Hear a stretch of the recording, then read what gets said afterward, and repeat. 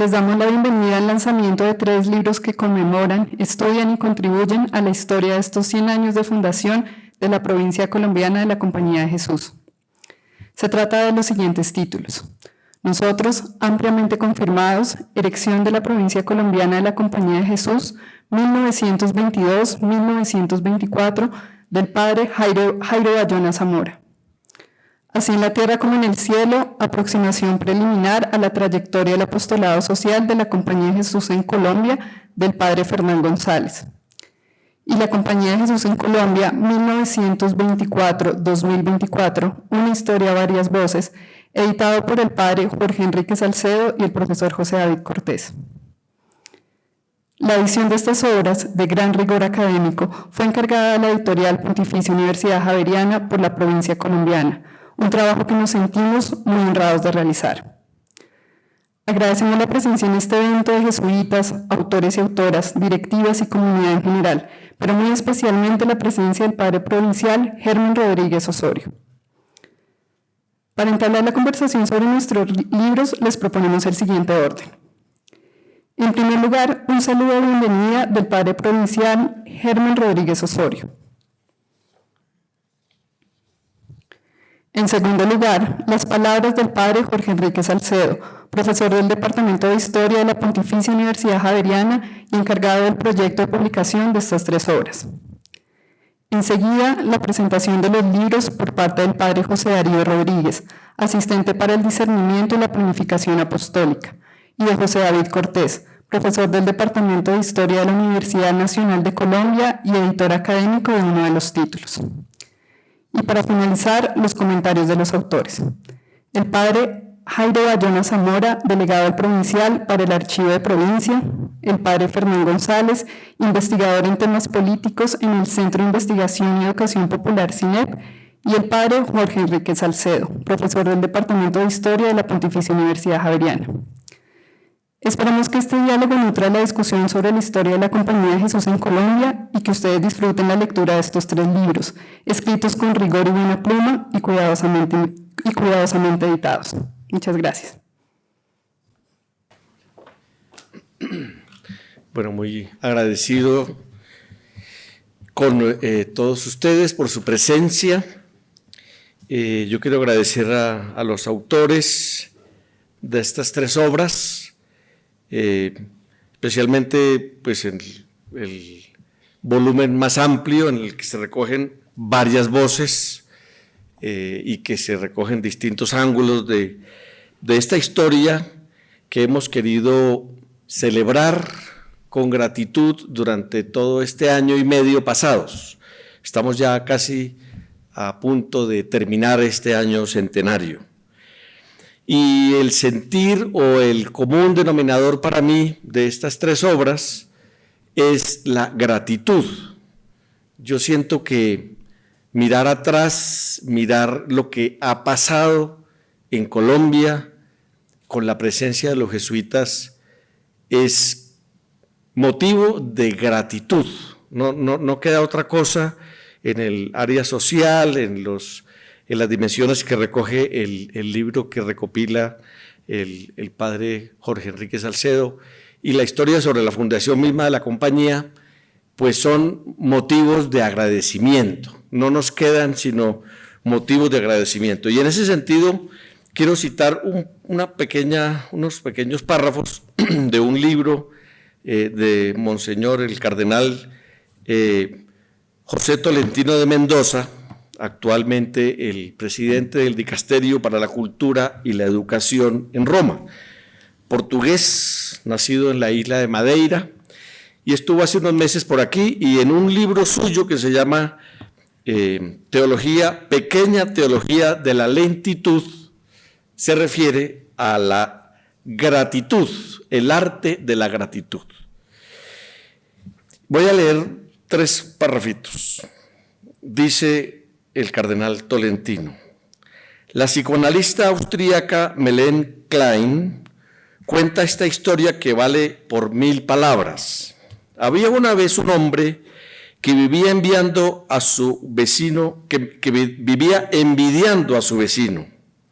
Un día recibió la visita de una hada que le ofreció la increíble posibilidad de concederle un deseo, por grande que fuera, en ese mismo instante, pero con una condición.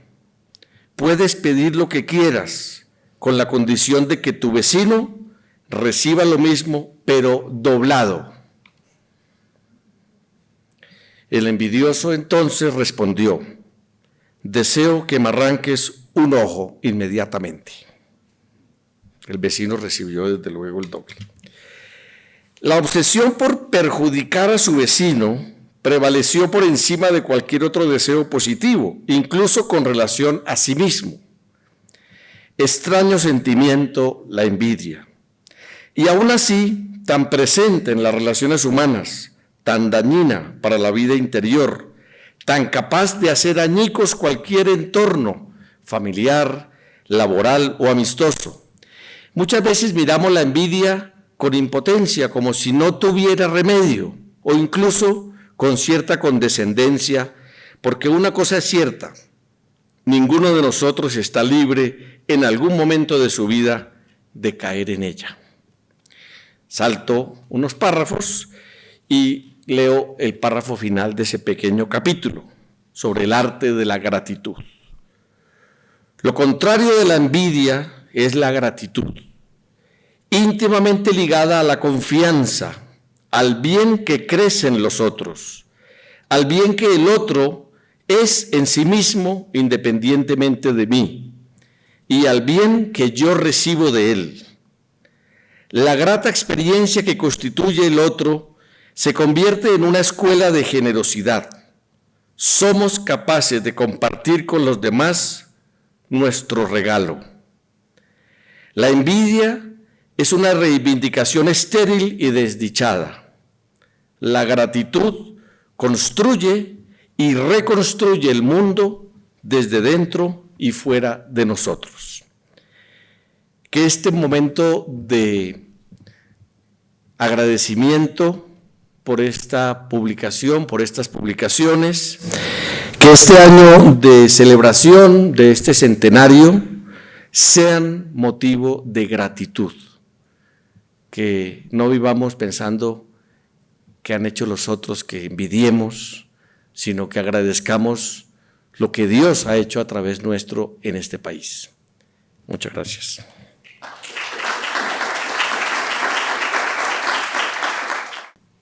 Quisiera comenzar por agradecer a Dios nuestro Señor por darnos la posibilidad de contribuir a la conmemoración de los 100 años de la provincia colombiana con el encuentro de historiadores e investigadores de la Compañía de Jesús en Colombia 1924-2024, quienes nos reunimos del 11 al 13 de septiembre en la Manzana Jesuítica de Bogotá en el año 2023, para hablar sobre distintos temas de la Compañía de Jesús en Colombia. Hoy, en la fiesta de San Francisco Javier, patrono de las misiones y de nuestra Universidad Javeriana, presentamos estos 3 libros fruto de dicho encuentro a la comunidad académica y a todos aquellos que quieran conocer esta historia apasionante.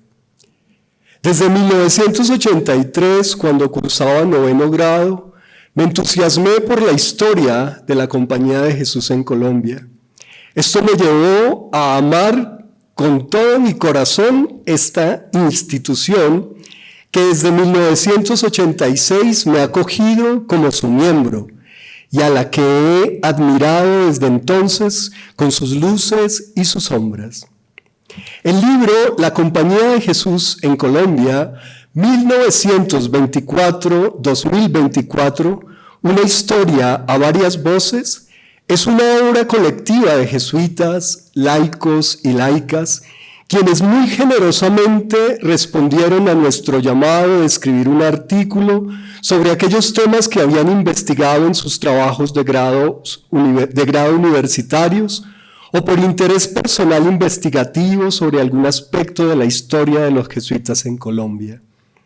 Gracias Brian Reina, Rubén Hernández, Mauricio Archila, José Eduardo Rueda, Fabio Ramírez Germán Rodrigo Mejía, Alberto Múnera, Alberto Gómez, Nicolás Esteban Malagón, Germán Rey, Darío Arturo Zuleta, Sandra Patricia Romero, Gilberto Oviedo, José Dionel Benítez, Víctor Uriel Castañeda, Mario Lazo, Rubí Consuelo Gutiérrez, Luis Felipe Gómez, Pablo Rubén Bernaza, Andrés Camilo Neira, Jorge Alejandro Aguirre, Marieta Mejía, Pedronel Ortiz, Martín Gil y Jorge Julio Mejía.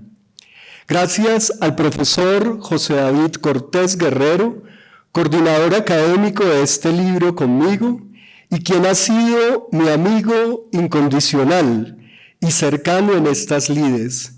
Con él logramos posicionar en el Congreso Nacional de Historia el tema del hecho religioso que nos llevó a publicar el libro Historias del Hecho Religioso en Colombia.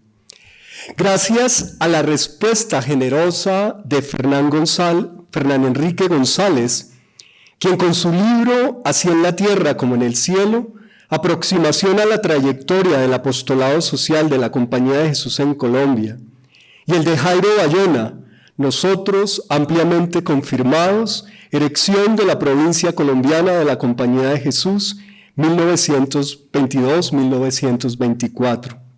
El primero, un estudio profundo del apostolado social de los jesuitas en Colombia, y el segundo, sobre los orígenes de la provincia colombiana.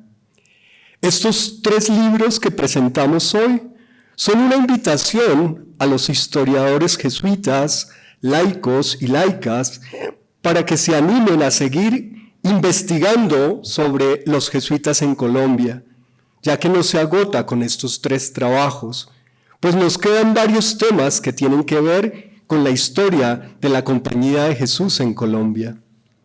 Finalmente, muchas gracias a Germán Rodríguez, provincial, Antonio José Sarmiento, socio, José Leonardo Rincón, administrador provincial, por su apoyo en esta empresa, a José Darío Rodríguez por aceptar ser el presentador de las obras de Fernán y Jairo, a la editorial Javeriana con Nicolás Morales, Paola Molano y todo el equipo que nos ayudó en este trabajo de revisión y corrección de los textos para las tres obras que hoy mostramos. Muchas gracias y que todo sea para la mayor gloria de Dios.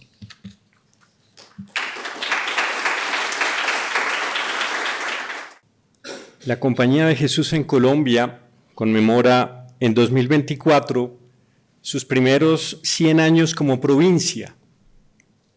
Mediante el decreto de erección emitido el 9 de septiembre de 1924 por el entonces Padre General Vladimiro Ledochowski y promulgado el 8 de diciembre de ese mismo año, la entonces Misión Colombiana, dependiente de Castilla, nacería a vida independiente. Una historia enriquecida por numerosos desafíos, tensiones y frutos que no solo da cuenta del dinamismo interno de esta orden religiosa, sino también de sus interacciones con el mundo social, cultural, eclesial y político del país a lo largo del tiempo. Según la perspectiva de los autores de estos dos libros, Fernán González y Jairo Bayona, el hilo conductor de estos acontecimientos ha sido un permanente espíritu de discernimiento que, si bien refleja, según el padre Fernán González, el deseo de configurar una misión cada vez más eficaz y adaptada mediante el análisis concreto de la realidad histórica en la que nos movemos, también pone en cuestión, según el padre Jairo Bayona, la tradicional imagen de esta orden como una organización monolítica y centralizada. De acuerdo con los datos oficiales de 1925, la naciente provincia de Colombia empezó conformada por 306 jesuitas distribuidos en 6 colegios, ubicados en Barranquilla, Bogotá, Bucaramanga, Medellín, Ocaña y Pasto. Un noviciado, una casa de formación y una escuela apostólica en Bogotá, una comunidad apostólica en Manizales y otra en Cartagena en la iglesia de San Pedro Claver. El padre Jesús María Fernández, como primer provincial, asumió el encargo de animar el trabajo apostólico de estos jesuitas, que desde entonces enfocarían sus esfuerzos en la consolidación y proyección de la provincia naciente. Hoy, la provincia colombiana de la Compañía de Jesús está conformada por 196 jesuitas y cerca de 18.000 personas, de las cuales más del 60% son mujeres, que animan las 43 obras existentes en el momento y que se distribuyen en 8 regiones a lo largo y ancho del país: Nariño, Valle del Cauca, Eje Cafetero, La Macarena, Bogotá, Antioquia, Santander y Caribe. Si hace 100 años la mayor fuerza apostólica de la provincia se centraba en 6 colegios, en el 2024, además de los 9 colegios actualmente existentes, se suman los más de 80 centros educativos de Fe y Alegría, las 2 sedes de la Universidad Javeriana en Bogotá y en Cali, las casas de ejercicios, los centros sociales, las parroquias y templos, el Hospital Universitario San Ignacio, las congregaciones marianas de Medellín y Bucaramanga, la Red Juvenil Ignaciana y el Centro Ignaciano de Reflexión y Espiritualidad. Este crecimiento da cuenta de una misión prolífica que se ha ido consolidando y dando frutos a lo largo del tiempo, pero también de una participación cada vez más significativa del laicado, mayoritariamente femenino, que constituye uno de los rasgos característicos de la presencia de la Compañía de Jesús en Colombia en el presente. Pero volviendo a los orígenes de la provincia colombiana hace 100 años, ¿cómo se llegó a la separación de la antigua provincia de Castilla? ¿Cuáles fueron los temas discutidos, las tensiones y las claridades en este proceso? ¿De qué manera funcionó el discernimiento en torno de la erección de la provincia de Colombia? A estas preguntas responde la investigación historiográfica de Jairo Bayona, que corresponde al primer libro presentado aquí. Para ello, Bayona acude a una rigurosa lectura de documentos primarios y secundarios que logran mostrar al lector los detalles del proceso del discernimiento realizado entre 1922 y 1924, tanto al interior de la entonces misión colombiana como en la provincia de Castilla y en la Curia General de la Compañía de Jesús en Roma. Más allá de los detalles de este proceso, que se encuentran presentados de manera clara y ordenada, el autor resalta el papel del discernimiento y el modo como éste se suele desarrollar al interior de la Compañía de Jesús. En este caso específico, de comienzos del siglo XX, para la separación de una provincia y la creación de una nueva.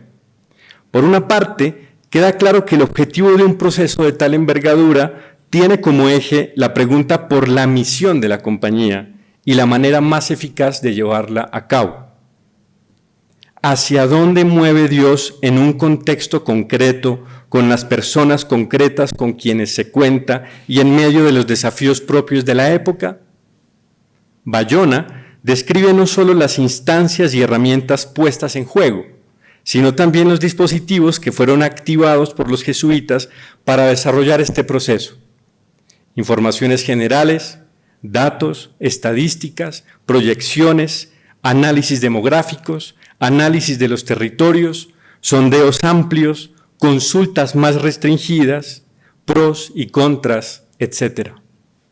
Se puede comprender con ello que los jesuitas necesitan ver y analizar no solo el panorama general y sus implicaciones, sino también los detalles más específicos que pueden incluso llegar a inclinar la balanza en un momento determinado del proceso. Por otra parte, este discernimiento puesto en acción y visto desde las diversas aristas que lo compusieron, llevan a poner en cuestión, según Bayona, citando a Fechner, el imaginario de una, cito, jerarquía monolítica y centralizada que comúnmente se ha tenido de los jesuitas. Cierro comillas. En este punto se enfatiza, en palabras de Bayona, un elemento muy propio de la práctica administrativa de la Compañía de Jesús, que se refleja en una combinación funcional entre horizontalidad y verticalidad. Esto es, el reconocimiento inequívoco de la potestad que la autoridad jerárquica tiene para confirmar o no una decisión, al mismo tiempo que se tiene la claridad suficiente de que todo proceso de discernimiento apostólico siempre se desarrolla de manera consultiva. Lo primero no anula lo segundo, y lo segundo, aunque generalmente atravesado por tensiones y disensos, no disminuye de ninguna manera la autoridad de la cabeza. El resultado de tal combinación, en el caso concreto de la erección de la provincia de Colombia, y aunque a los ojos del lector contemporáneo pueda parecer paradójico, fue el de un amplio consenso. Aquello que San Ignacio de Loyola en las Constituciones de la Compañía de Jesús denomina la unión de los ánimos, que se traduce a su vez en un impulso decidido y corporativo a favor de un mayor dinamismo y eficacia de la misión. Así las cosas, la investigación de Bayona, mediante el análisis juicioso que hace de este momento histórico, permite comprender los elementos de fondo que estuvieron presentes en el discernimiento que condujo a la erección de la provincia de Colombia, evidenciando a grandes rasgos y en el detalle de este caso concreto el modo de funcionamiento de la Compañía de Jesús en su fuero interno, iluminando los modos actuales de discernimiento y de planificación apostólica en la misión 100 años después. El decreto de erección, cuyas primeras frases se refieren a continuación, evidencia en este sentido no solo el resultado, sino también el modo como dicho discernimiento fue llevado a cabo.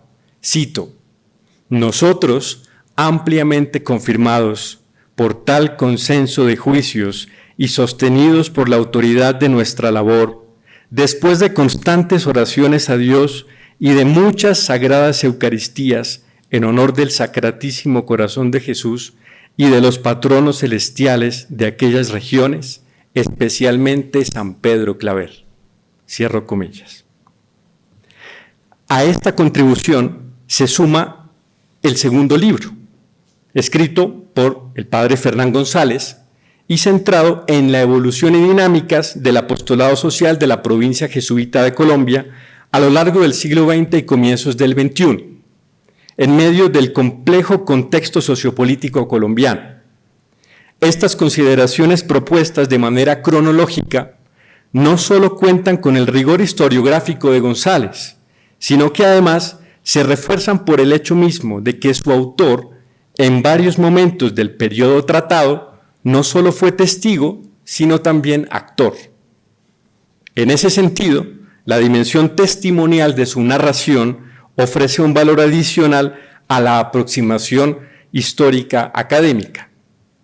El recorrido comienza con los orígenes del apostolado social en sentido moderno, esto es, a partir de la apropiación que hace la Compañía de Jesús a finales del siglo XIX, especialmente del magisterio pontificio del Papa León XIII, que en su encíclica Rerum Novarum de 1891 abre la puerta a una reflexión pastoral orientada hacia el trabajo en el mundo obrero.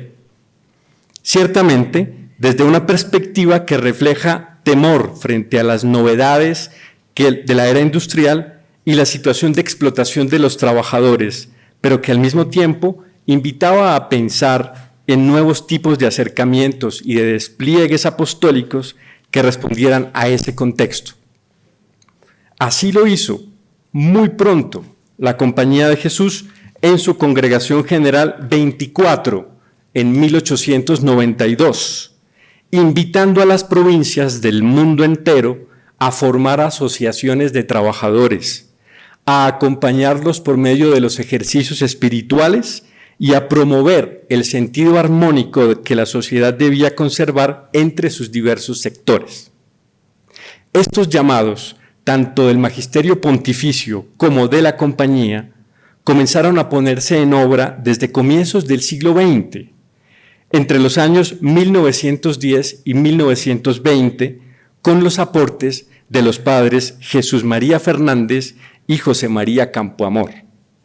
Esto en un contexto político marcado por la sucesión de gobiernos del Partido Conservador, que favorecían el avance de este primer apostolado social desde una perspectiva cristiana, que aunque pretendía alejarse de la política, no lograba escindirse de las tensiones ideológicas existentes del momento con el Partido Liberal, con poca representación en la hegemonía conservadora, aunque siempre existente, y las corrientes comunistas que se percibían como una gran amenaza al orden y a la unión social promovida a su manera por el Partido Conservador, instalado sistemáticamente en el poder. A estos inicios siguieron diversos avances hasta mediados de los años 60, no exentos de tensiones tanto al interior de la orden como en el exterior, especialmente en la relación con el convulso mundo social y político de la época.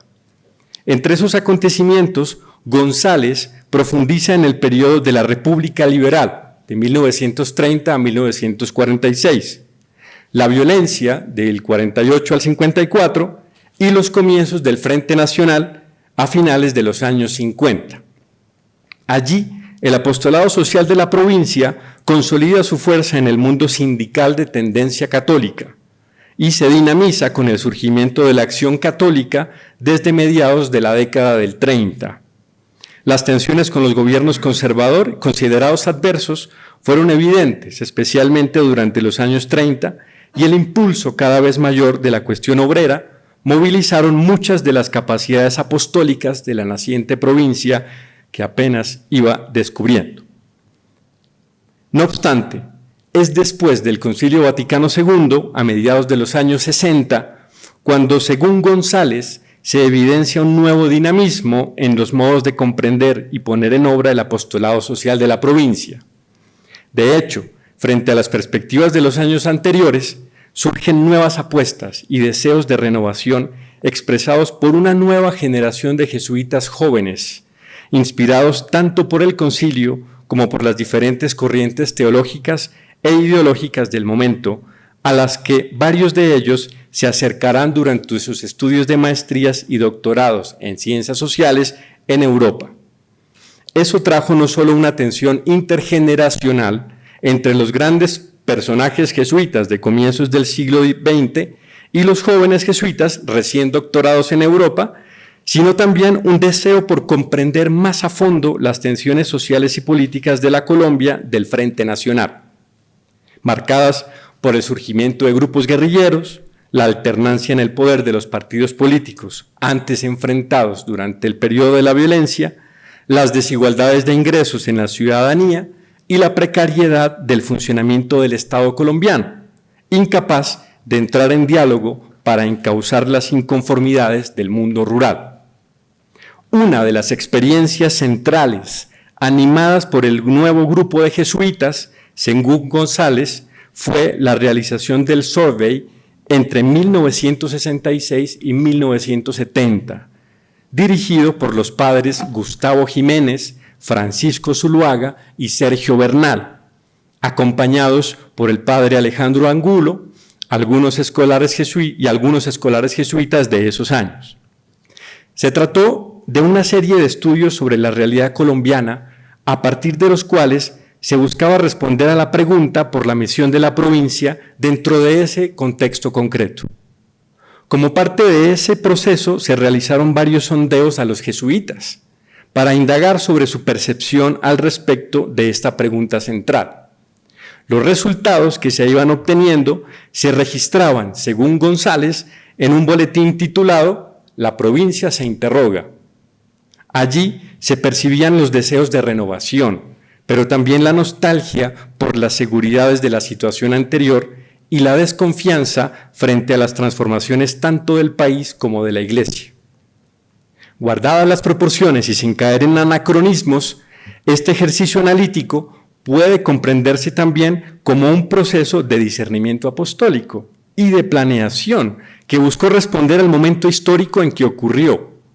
El survey representa por una parte una descripción demográfica de la provincia, enriquecida por los métodos de las ciencias sociales de su tiempo, que pretendía invitar a una suerte de planeación del talento humano disponible en la compañía de Jesús. Por otra parte, se invitaba a soñar el futuro a partir de los desafíos identificados y exigidos tanto por el Concilio Vaticano II, por la Conferencia del Episcopado Latinoamericano reunido en Medellín y más adelante por la Congregación General 32 en 1975. En síntesis, este discernimiento apostólico giró en torno de la siguiente pregunta: ¿qué podemos y debemos hacer para responder a este contexto concreto con las fuerzas apostólicas de las cuales disponemos? Las fuertes tensiones, las incomprensiones e incluso las divisiones no tardaron tampoco en llegar. En medio de dichas tensiones, el despliegue del apostolado social durante estas décadas fue significativo.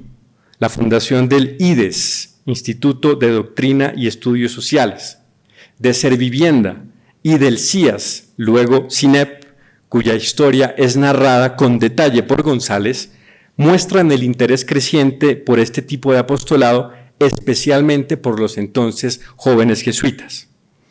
Este impulso apostólico no se quedó solo en asuntos teóricos, sino que se puso en obra a tal punto que numerosos jesuitas de las generaciones siguientes continuaron formándose y contribuyendo en la consolidación del apostolado social en sus expresiones más recientes.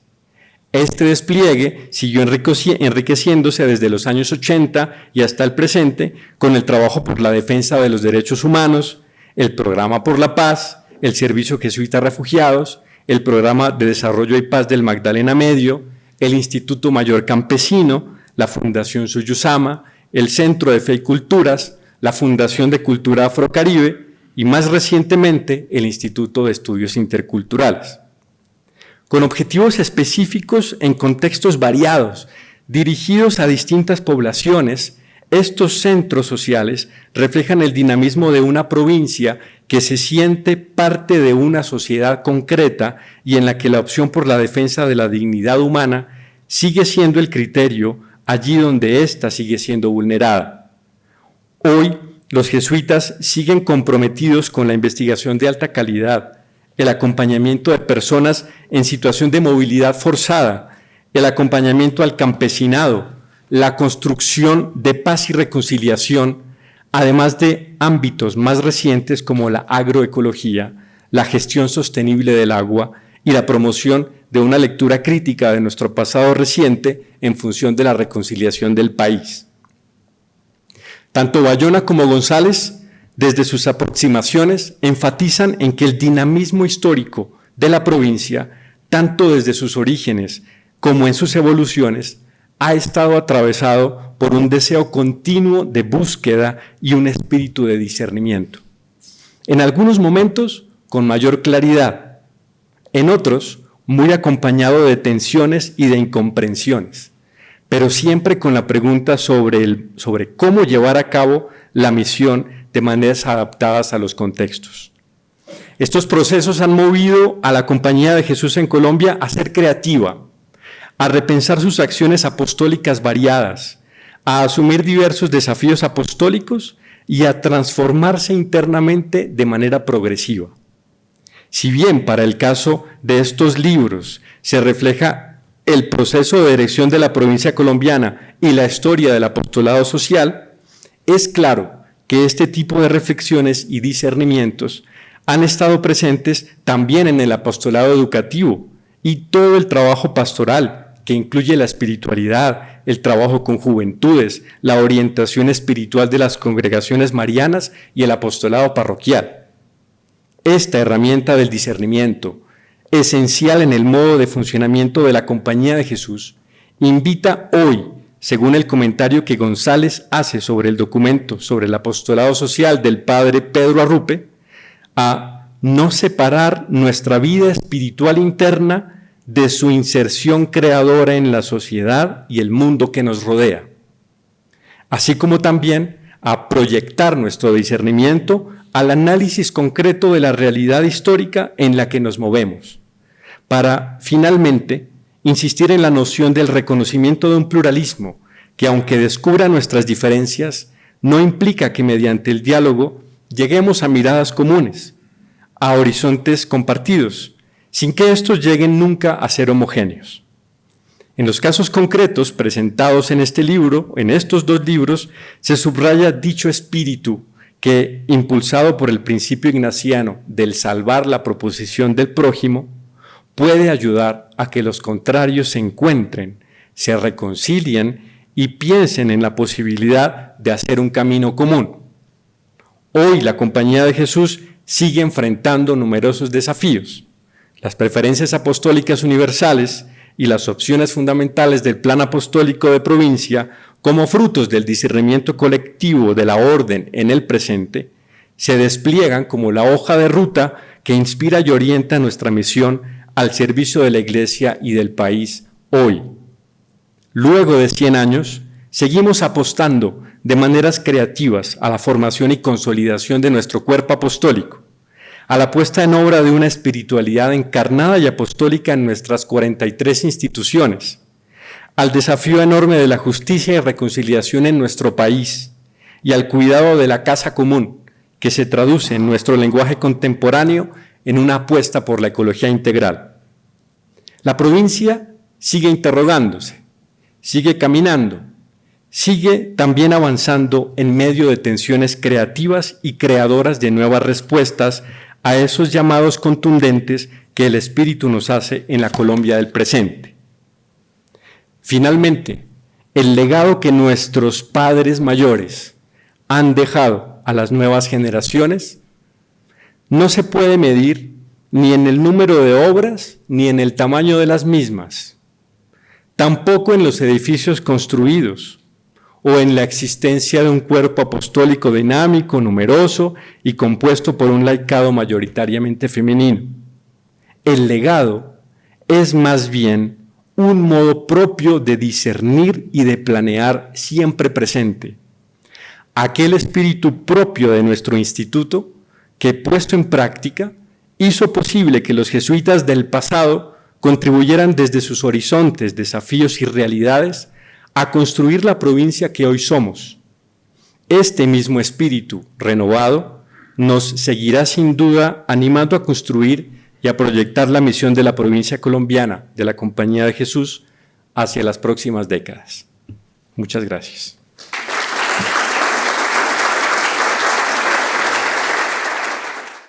Buenas tardes. Primero agradecer la presencia de ustedes en esta presentación de 3 libros que conmemoran el primer centenario de la provincia colombiana de la Compañía de Jesús. Agradezco también a Jorge Enrique Salcedo. En su presentación él indicó pues una amistad que nos une hace 36 años. Él me invitó a ser un coeditor de este texto, coeditor académico del libro, siendo este el tercer texto que coeditamos juntos.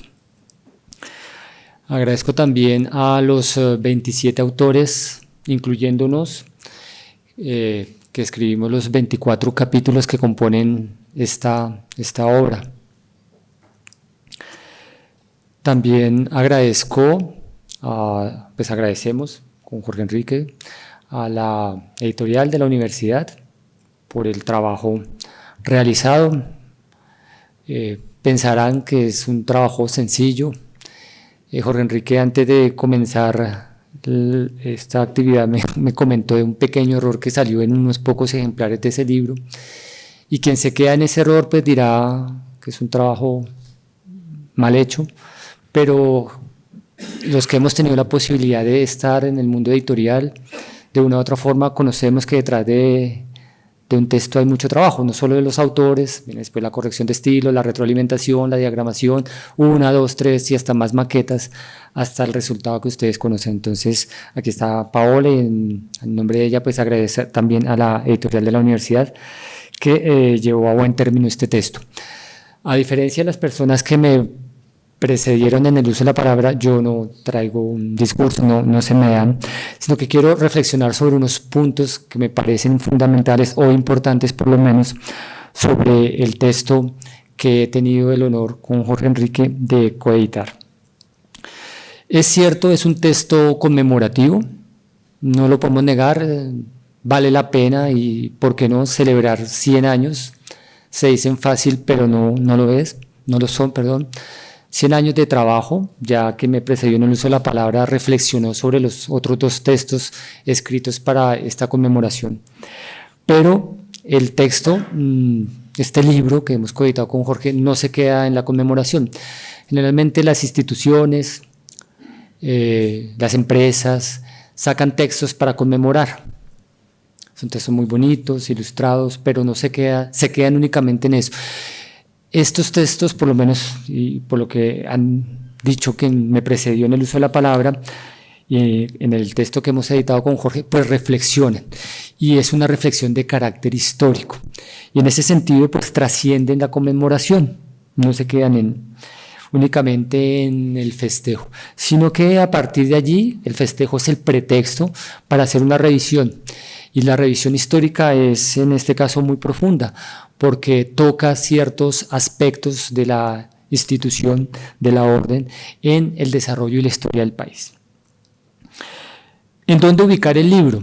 Pues el libro yo pensé, o uno puede pensar que lo puede ubicar como una historia del hecho religioso, y en efecto es una historia del hecho religioso. También es una historia de la religión católica en Colombia, de la cual pues obviamente la Compañía de Jesús es un actor importante. Es una historia, o hace parte de la historia de la Iglesia Católica, sí, porque la historia de la Iglesia Católica en este país aún no se ha escrito, creo yo, es decir, hay muchos textos, pero hace falta una historia profunda de la Iglesia Católica, no solo como institución, sino como una comunidad de fe, si se me permite la expresión. Es una historia institucional, claro, porque de una otra forma los 27 autores que reflexionamos en ese texto lo hacemos alrededor de una institución, que es la Compañía de Jesús.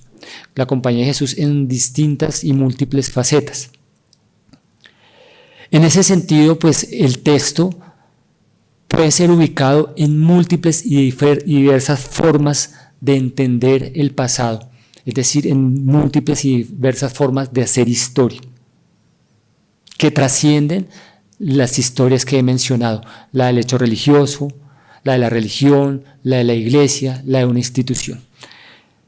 Sin querer ser pretencioso, creo yo que puede ser una historia total en donde el eje articulador es la Compañía de Jesús. El subtítulo del título, valga la redundancia, del título de la obra, que es A varias voces, ¿qué significa? Uno podría quedarse son las voces de los 27 autores que han reflexionado desde la historia, la filosofía, la teología, la educación, las ciencias, la psicología, la comunicación, la medicina, entre otros campos, áreas del conocimiento, del saber, en las cuales pues, la Compañía de Jesús ha tenido y ha jugado un papel importante en por lo menos los recientes 100 años de historia colombiana. Y en efecto, esa es una de las formas de ver las múltiples voces o a varias voces que significa el subtítulo de la obra. Pero está el otro lado, son las voces que hablan a partir de los 27 artículos, de las voces que los autores les dieron vida, las voces del archivo, las voces de aquellos que estuvieron en los debates políticos a favor y en contra de la compañía, las voces de quienes han participado en las distintas obras de la comunidad educativa, científicas, pastoral, las voces de quienes han participado en los procesos de paz en los cuales la compañía ha jugado un papel importante, las voces de aquellos académicos, científicos que han estado en los proyectos científicos en los cuales la compañía ha jugado un papel importante, las voces de los miles y miles de estudiantes que han pasado por las obras educativas. Esas voces también están en el texto. Y por eso creo que si uno dice a varias voces, no son solo las voces de los 27 autores, sino los múltiples y múltiples y múltiples actores que aparecen allí en los 27 artículos, 24 artículos escritos por 27 autores que aparecen allí en el texto. Ahora, ¿cómo entender la historia de la provincia colombiana en la historia de la Compañía de Jesús? Yo particularmente como editor pensé que el texto debería ir mucho más allá de la conmemoración. En efecto, son 100 años, pero son 100 años de una institución que es estructural, es una institución que está próxima a cumplir 500 años, la Compañía de Jesús. E incluso estos 100 años obedecen a una historia de la Compañía de Jesús en lo que hoy es Colombia, que tiene que ver con la época colonial, hasta la expulsión en 1767, el retorno en 1844, la nueva expulsión en 1850, el retorno en el 58, la nueva expulsión en el 61 y su retorno definitivo hacia 1884. Es decir, estos 100 años, si uno se queda únicamente, hacen parte de una historia específica que es la separación de una provincia y la creación de la provincia colombiana, pues la mirada sí puede ser, pero se queda corta, porque necesitamos que esta historia de estos 100 años engranen en la historia de la compañía en Colombia y en la historia de la compañía como una orden que tiene o que apunta a 500 años y que está ubicada en todos y cada uno de los rincones de este planeta. Ahora, la historia de la Compañía de Jesús debe ser también entendida en la historia del país. Yo soy de los que he dicho muchas veces que uno no puede entender la historia de Colombia sin la historia del hecho religioso, sin que eso signifique que la historia del hecho religioso en Colombia sea lo más importante. Es decir, yo no puedo, para poner un ejemplo, entender la historia colombiana republicana sin entender el papel de la Iglesia Católica y el papel que esa Iglesia ha jugado en la historia del país. Lo cual no significa que la Iglesia Católica sea, por ejemplo, el actor más importante de esa historia. Pero mirarla sin ver, por ejemplo, el papel de la Iglesia nos hace ver una historia coja.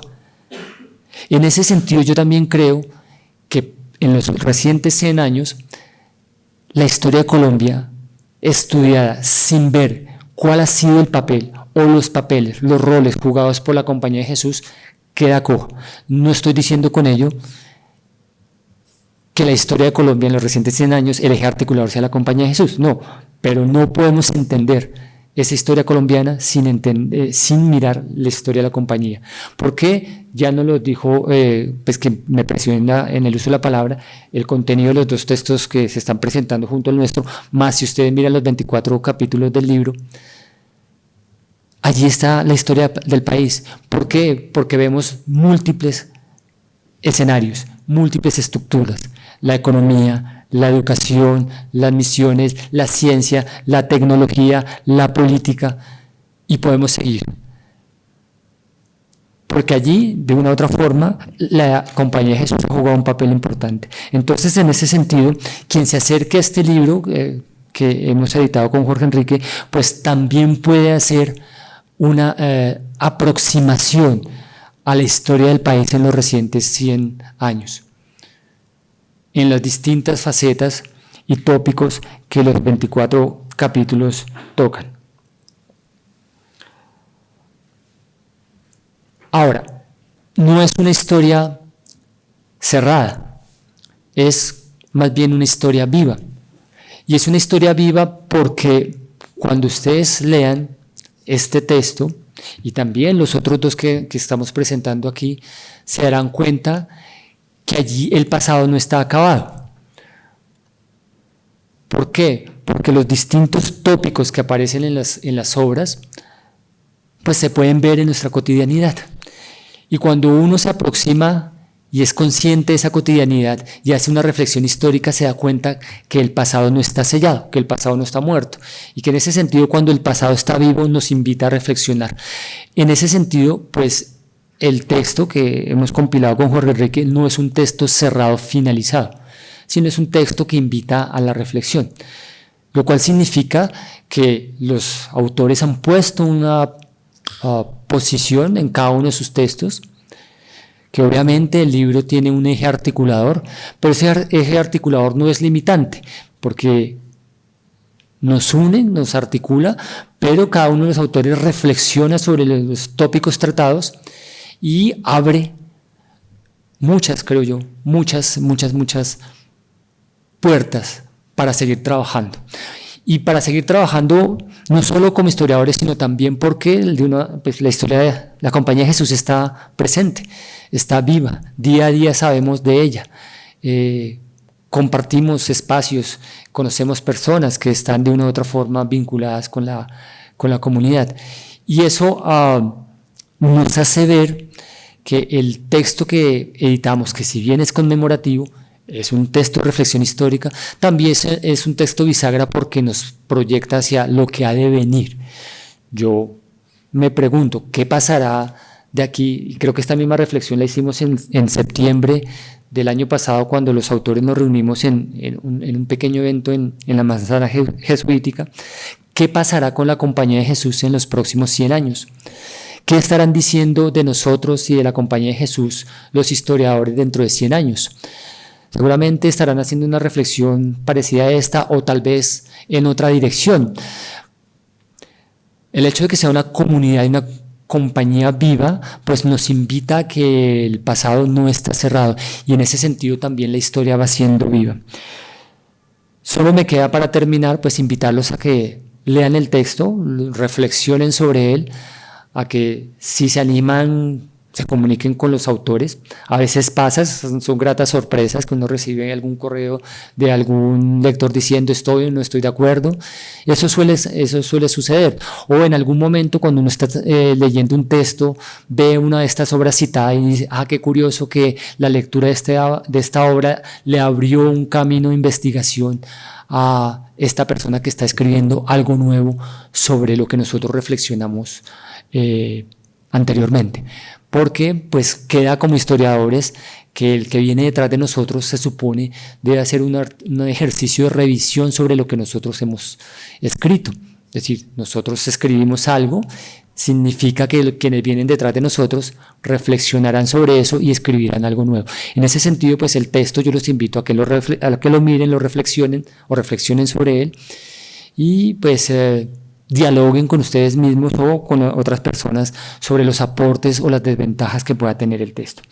Bueno, muchas gracias y espero que disfruten la obra que hemos compilado para ustedes.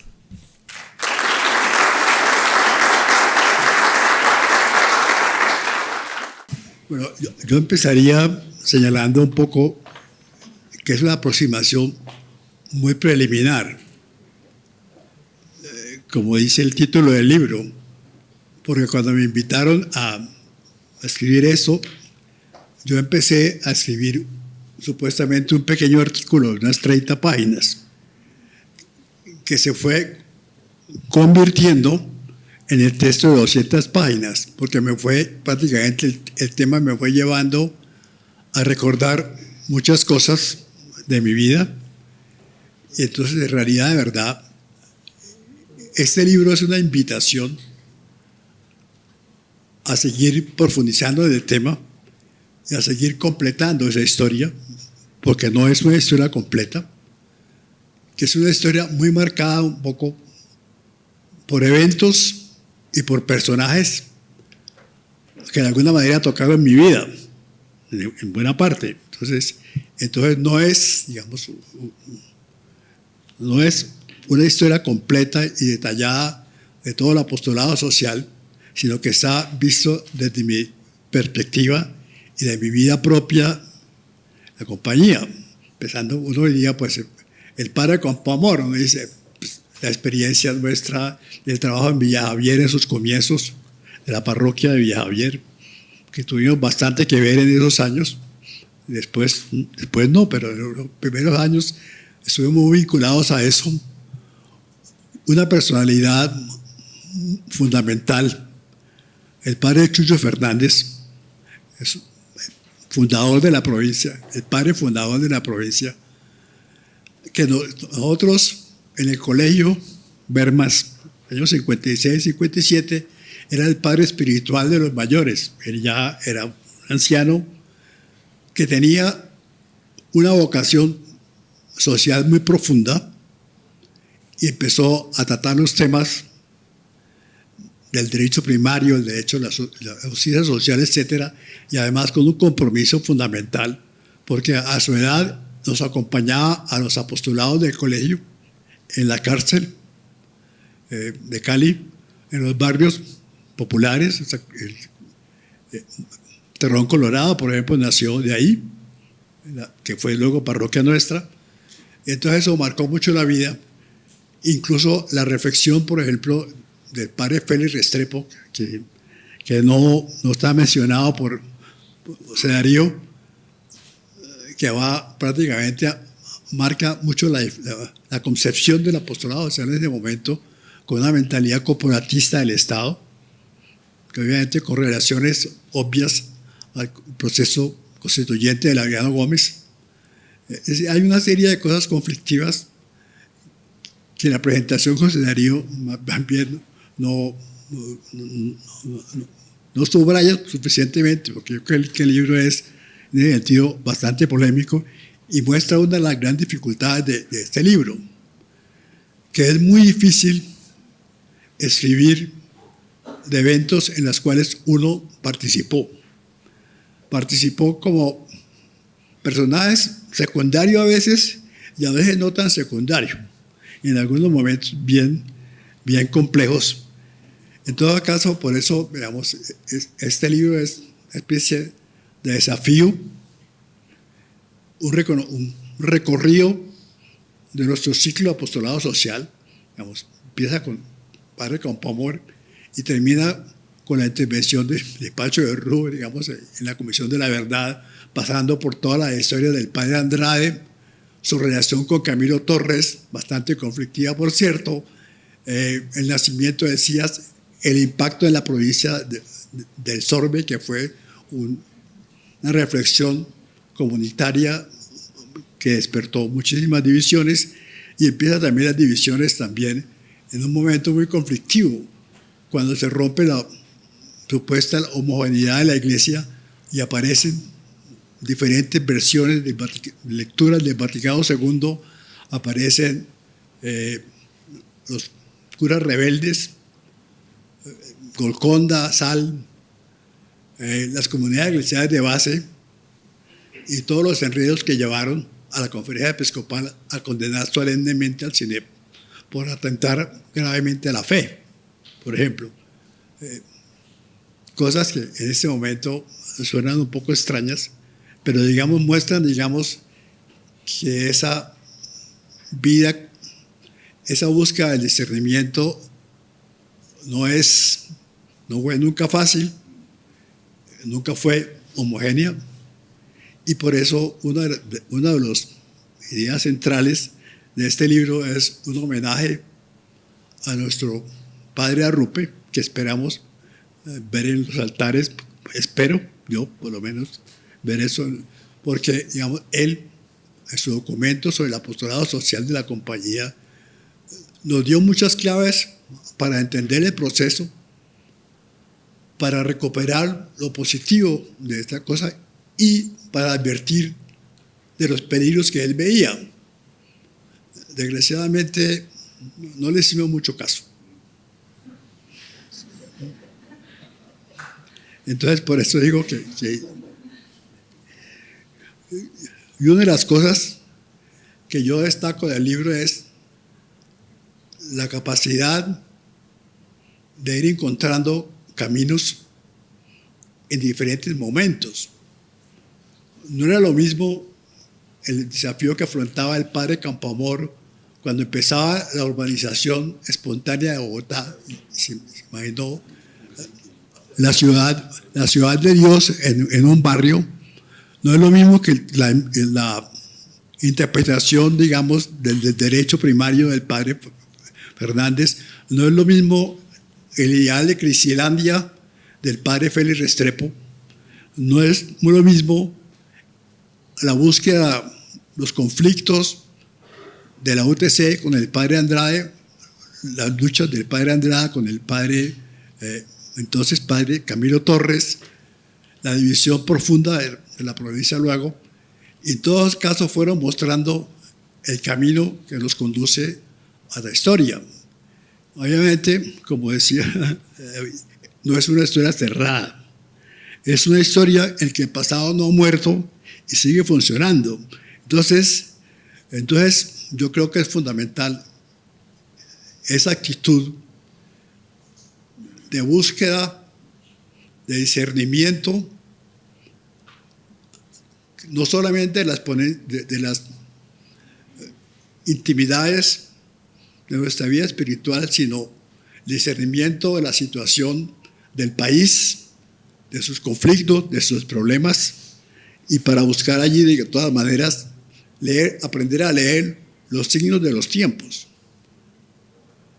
Y una de las cosas que también se refleja, digamos, en el trabajo en la Comisión de la Verdad, en que yo de todas maneras un poco desde la sombra, acompañé al padre Pacho de Rú en esa labor, era un poco la necesidad de recuperar una idea fundamental, que es la idea de salvar la proposición del prójimo. O sea, entender por qué en determinados momentos algunos actores resolvieron que la solución era la lucha armada.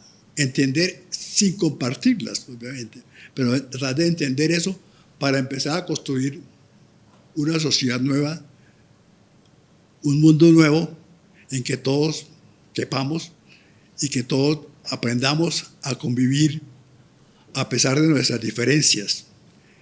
Y esas diferencias aparecen muy marcadas en mi libro, en diferentes momentos. Entonces, por eso yo quiero, digamos, señalar la invitación que es necesario escribir una historia de la provincia colombiana que no existe, una historia de la iglesia que no existe, porque lo que se ha escrito en general es de un tono relativamente apologético y defensivo, que no intenta enmarcar los hechos de la iglesia y de la compañía en su contexto, en el contexto de cada momento, que es lo que yo de alguna manera pretendí hacer. Y muchas gracias.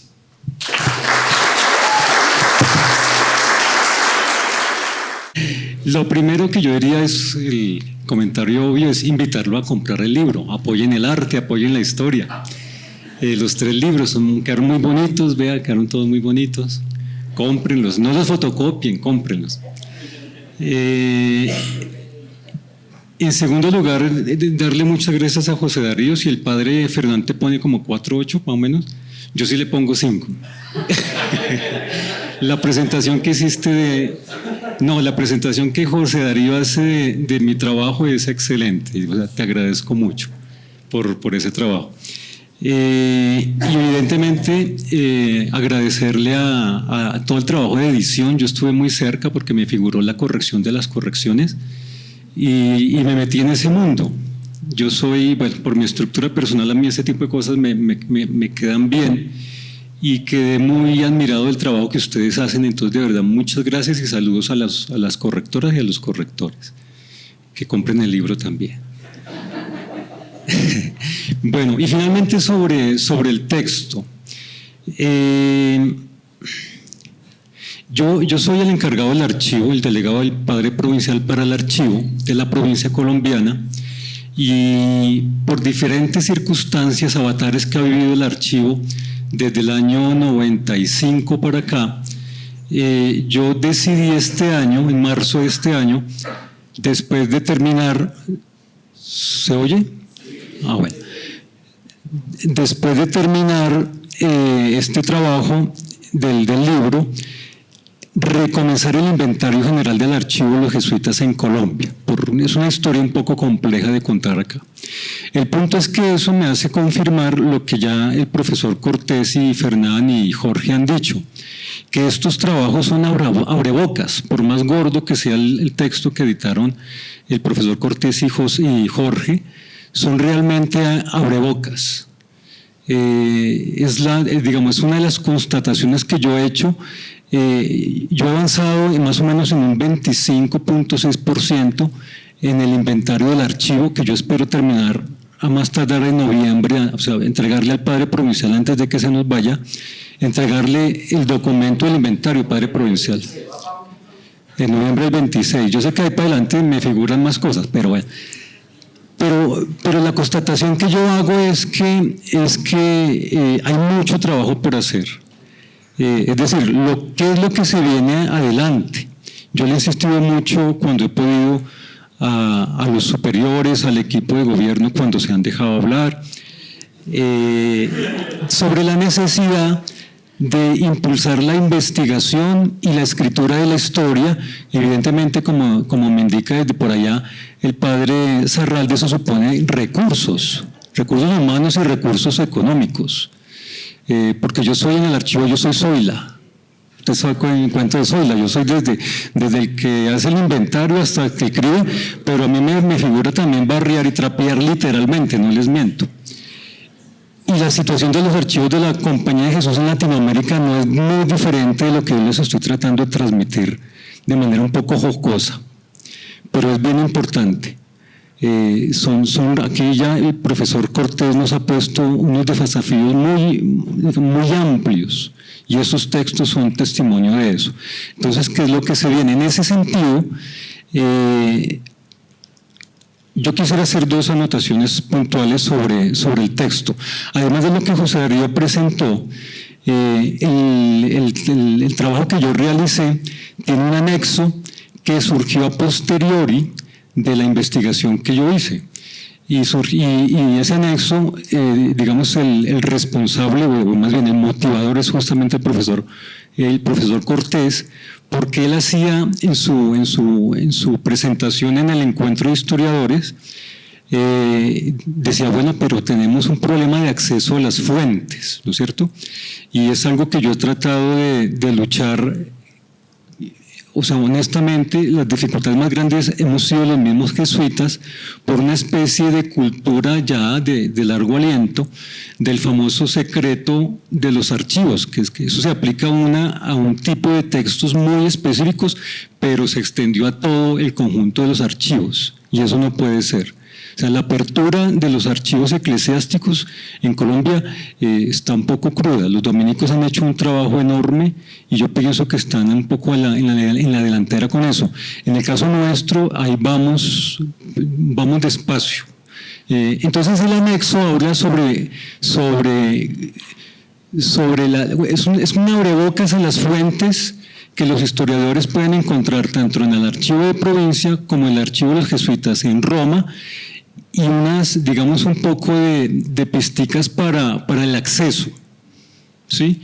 Le tienen que tener paciencia al encargado del archivo, porque pues el tiempo es un poco corto, pero entonces, para que sepan los que estén interesados aquí en la escritura y en la investigación sobre la historia de los jesuitas en Colombia, que eso es posible, evidentemente con ciertos límites técnicos, como en cualquier archivo, ¿cierto? En cualquier archivo histórico. Lo otro que yo mencionaría es que yo hice un trabajo muy concienzudo de fuentes primarias, como me enseñaron aquí en la universidad. Ahí está el profesor Germán Mejía haciéndome ojos. Yo fui muy concienzudo con eso, y fue voy a decirlo así, fue muy delicado en las notas a pie de página en tratar de ayudarle al lector no jesuita, porque ahí se maneja una cantidad de términos, ¿no es cierto?, pues que para nosotros eso es cuestión desde que uno entra al noviciado. Pero digamos que hay ahí un elemento importante para el investigador no jesuita, para entender cómo funciona la compañía hacia adentro, no solamente la provincia, la Compañía de Jesús en general. Y también resaltar lo que ya mencionaba el profesor Cortés y particularmente Fernán, sobre la necesidad de hacer una historia que no sea una historia como un espejo, o sea, que no miremos, que no tengamos en cuenta ni lo que llama Siegfried Krakauer, los niveles de la historia. Que la historia de la compañía, la historia de la provincia se tiene que tejer en la historia sociopolítica, en la historia artística del país, en la historia del hecho de religioso y todo lo que eso implica.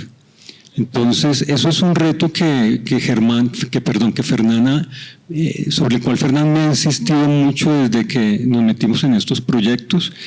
Y para terminar, yo quisiera, decir lo siguiente: cuando yo estaba haciendo ese trabajo, en la medida en que iba avanzando, yo decía, digamos, el sentimiento ya efectivamente, como jesuita y como historiador, yo sentía que yo de alguna manera estaba recibiendo la posta de jesuitas como Fernán, ¿no es cierto? Y no solamente como Fernán, aquí está el padre Fabio, otros jesuitas que yo quise entrañablemente, que ya se nos fueron, ya están en el cielo.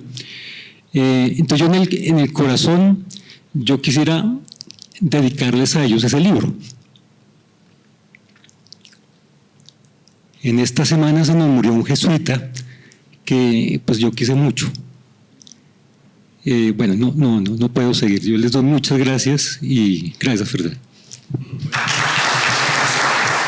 Viendo este público en donde hay muchos estudiantes y ya egresados de mis clases, pues yo, como decían, esto es una obra que se abre y yo tengo 28 y yo termino 28 temas que los invito. Hay escolares que son historiadores, escolares jesuitas y estudiantes, ¿no? Yo, por ejemplo, les invitaría a que trabajáramos, por ejemplo, Sempro y la misa por televisión.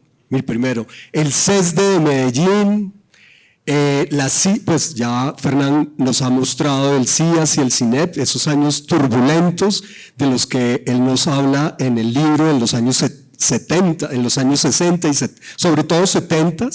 Por ejemplo, las revistas El Mensajero del Corazón de Jesús y Javeriana, las revistas de los colegios como la Juventud Bartolina, el apostolado de la oración y la cruzada eucarística, las congregaciones marianas, la de Medellín, Manizales, Bogotá, Bucaramanga, el CIRE y las casas de ejercicios espirituales, Cristo Rey, la Colombier y un largo etcétera. Fe y Alegría en Colombia, el Círculo de Obreros en Cartagena. En el texto se menciona lo de la Caja Social y el Círculo de Obreros aquí en Bogotá y la Fundación Social. Sin embargo, ese Círculo de Obreros está ahí pendiente. Por ejemplo, el Proyecto de Desarrollo y Paz del Magdalena Medio. Allí, pues toda esa obra que realizó nuestro querido Pacho allí y con los laicos y laicas. El Santuario de San Pedro Claver y la misión de San Pedro Claver entre los pueblos cercanos a Cartagena. La Fundación Carlos González en el barrio Laya, en la ciudad de Bogotá, con todos estos barrios pues, que se fueron fundando. La labor de los jesuitas también en la radio sutatensa, en las escuelas apostólicas y las casas de formación de los jesuitas, el noviciado, el juniorado, el teologado. Yo recuerdo que muchos jesuitas, por ejemplo, de Rubén, el historiador que está en Toulouse, Rodolfo Ramón me contaba eso, cómo fue su formación en el juniorado en Santa Rosa, y eso estaría por escribirse. La división de las dos provincias jesuitas, ¿no? En el año 59 al 68. Los visitadores jesuitas de la provincia, sus 100 años de historia, ¿no? Que vinieron. El Magarrazo, por ahí dice. La misión de Tierra Alta. La fugaz presencia en La Guajira y en la ciudad de Cúcuta, que estuvieron allí. Los misioneros jesuitas colombianos presentes en las misiones del Zaire y China. El proyecto de vivienda popular, Servivienda, que estaría también allí. Las editoriales Pax y El Mensajero del Corazón de Jesús. Yo estoy proponiéndole a varios estudiantes, y que aquí los veo, una historia intelectual de los jesuitas en Colombia. Jesuitas matemáticos, físicos, antropólogos, sociólogos, literatos, historiadores, teólogos, filósofos, educadores. El Instituto Geofísico de los Andes, aquí donde funcionó, aquí veo al padre astrónomo y al padre físico de la provincia. El papel de los jesuitas en la promoción de la doctrina social de la Iglesia. La historia de los bienhechores de la Compañía de Jesús. Porque nosotros, gracias a los bienhechores, a las personas que apoyaron a la compañía, hombres y mujeres, pues realmente la compañía pudo regresar. Las congregaciones provinciales desde 1927 hasta 1958, solamente se puede abrir hasta allí, porque eso es lo que pide el archivo del Vaticano. Una síntesis de la historia de los colegios que ha regentado la Compañía de Jesús, ¿no? Desde 1924 y la organización de Acodesi. En fin, y un último, la universidad abierta y a distancia, que se tuvo aquí en la Universidad Javeriana y que estaría pues, miren, por eso, como veo aquí caras de estudiantes y de jesuitas que quieren seguir en esta labor de la escritura, como lo decían ya, y no voy a repetir más, escribir una historia de la iglesia, una historia de la compañía, precisamente para entendernos y para seguir pues aportando a esto que se nos llama, ¿no? Que es pues a dar lo mejor de nosotros mismos, como lo decía, a la mayor gloria de Dios. Muchas gracias y... Pues felicitaciones a los autores de estos 3 libros, no solo los autores que nos acompañan en la mesa, sino también a los autores que están en el público. Tenemos un vino, están los libros esperándonos afuera, pero queremos abrir un espacio pequeño para preguntas o comentarios breves, por si los hay.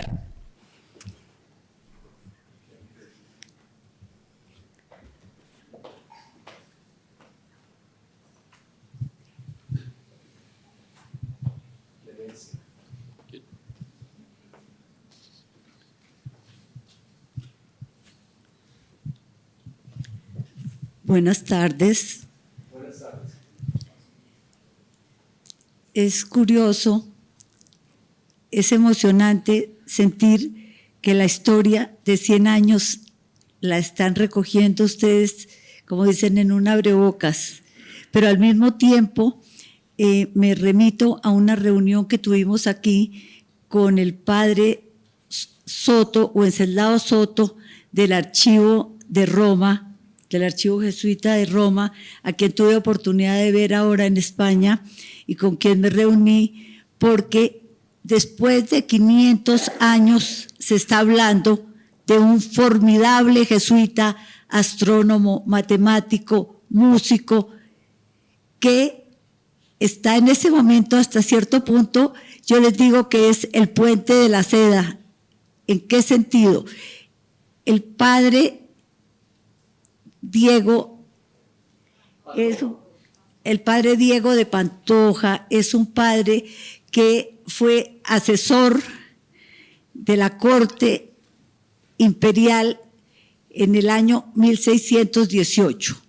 Hoy el mundo ha vuelto los ojos desde su santidad, el Papa Francisco, hasta el presidente chino, que en compañía de Felipe VI de España están adelantando la promoción de la vida y obra del padre Pantoja. Entonces, yo sí diría que, retomando las palabras del padre Salcedo, hay que empezar a hacer biografías de jesuitas ilustres para ponerlos en el contexto de los jesuitas en el mundo. Ya lo está haciendo Portugal, ya lo está haciendo Perú, ya lo está haciendo Argentina, a raíz del descubrimiento del padre Pantoja. Entonces, Colombia no se puede quedar atrás, porque hay gente que ha aportado a las ciencias, a las artes, a la política. Padre Fernán, un gran historiador, pero aparte alguien que ha aportado en la solución de conflictos. Y las cosas no hay que dejarlas para que descubran a los jesuitas de Colombia dentro de 500 años. Muchas gracias.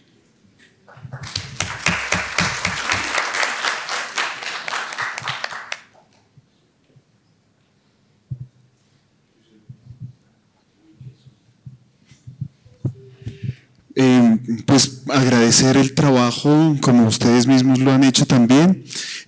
Solamente como una cosa que seguramente, pues esto da para una conversación larga, pero en toda esta historia que se está leyendo, sobre todo de parte del padre Fernán, de toda la historia del apostolado social, de la compañía, yo supongo que eso ha tenido ha tenido una influencia grande en la manera en la que se forman los jesuitas, en la manera en la que los nuevos jesuitas han venido llegando a la compañía, ¿cierto? O sea, ¿qué influencia ha tenido el apostolado social de la Compañía de Jesús y esa historia tan cambiante de ese apostolado social en la formación de los jesuitas y en, si se quiere, como en la manera o en las apostólicas o en los procesos, digamos, de selección de los mismos jesuitas, ¿no?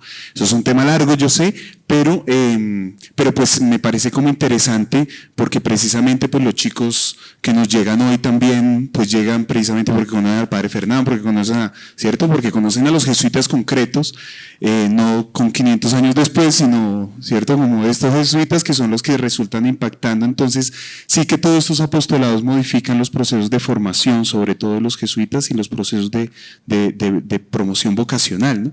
Entonces, esa relación me parece interesante. Si se puede decir algo con eso, maravilloso. Si no, está bien.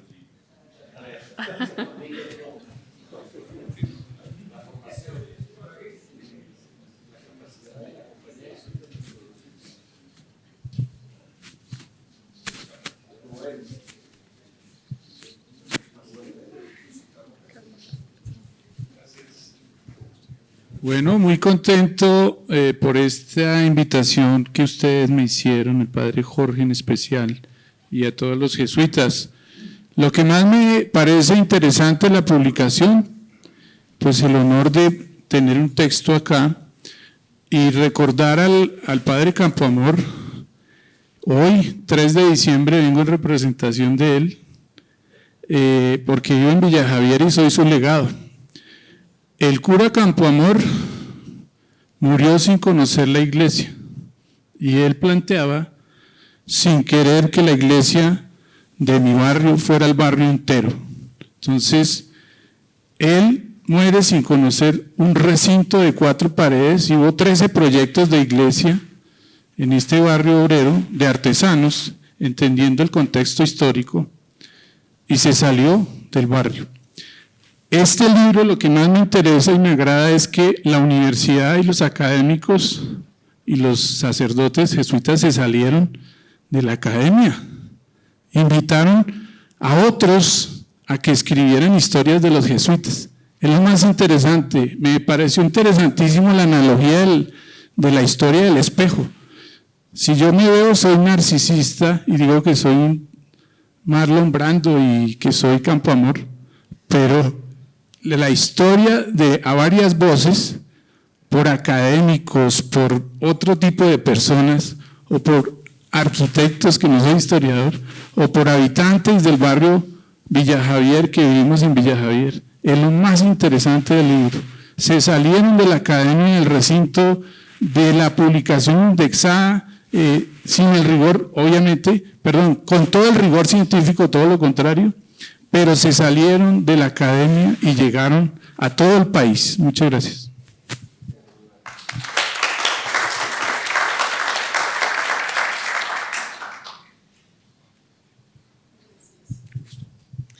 Buenas tardes, estaba tomando nota de algunas ideas que quiero expresar. Bueno, celebro este espacio, estas publicaciones, pero en particular celebro la participación del archivo, de un archivo eclesiástico en esta investigación. Y estoy aquí justamente motivada por el archivero de provincia de la provincia de San Luis Bernal de Colombia, Fray Juan Francisco Correa Higuera, quien ha sido uno de los más interesados en promover la difusión de los archivos eclesiásticos, su apertura y su protección, y con quien estamos avanzando en una investigación que tiene que ver con algo que mencionaba el doctor Jorge, y es reconstruir la historia de la Fundación Paniagua, que resulta de la intención del benefactor Antonio de Paniagua, quien fue rector del Colegio del Rosario, ¿no? Entonces mi pregunta tiene que ver precisamente con eso, y es: ¿cómo fue la participación del archivo en esta investigación que respalda estas publicaciones?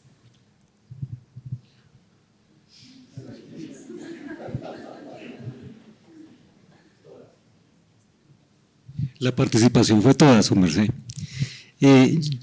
Digamos, el trabajo que yo hice se basa en una investigación previa en el archivo de los jesuitas en Roma, un trabajo de 1 año y medio, que yo complementé después con el trabajo un trabajo investigativo, explorativo de fuentes primarias en el archivo aquí en Bogotá. Pero digamos, no se imagine que el archivo fue como un ente que de pronto cayó allí en el proyecto, sino que todo estaba muy tejido, desde las iniciativas de Jorge hasta los proyectos que fueron surgiendo con el libro que él editó, después el trabajo de Fernán y el mío. Sí, porque me da como la impresión de que cuando tú me dices cómo fue la participación del archivo, es como si el archivo estuviera, no sé, me da esa impresión, estuviera por allá escondido y de pronto apareció por ahí. No, justamente con la intención que ustedes, por ejemplo, han hecho de abrir las fuentes, pues las fuentes que se pueden abrir, a la investigación de investigadores laicos fundamentalmente. Los invitamos a continuar la conversación con una copa de vino afuera. Hay una...